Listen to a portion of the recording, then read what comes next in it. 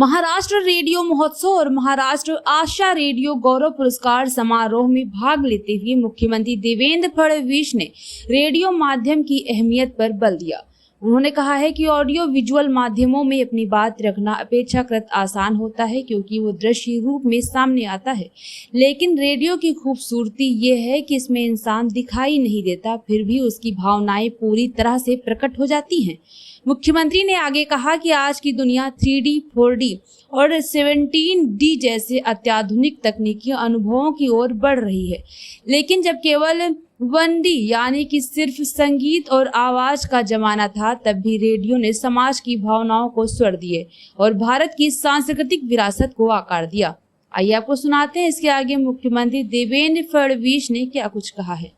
एक सबसे बड़ी बात मैं जो रेडियो के बारे में कहना चाहता हूं कि देखिए, जो ऑडियो विजुअल होता है उसमें एक्सप्रेशन आसान होता है क्योंकि वो दिखता है,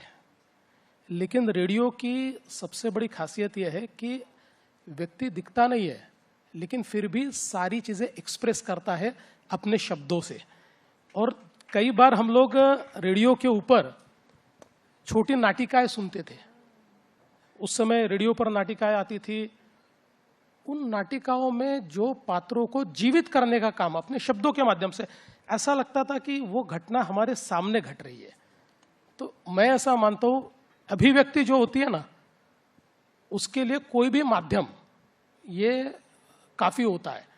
मतलब टेक्नोलॉजी तो ऐसे माध्यम ला रही है कि अब हम लोग एक प्रकार से 3D, 4D, 6D, 17D, 16D experience ले रहे, लेकिन जिस समय इट वाज ओनली 1D,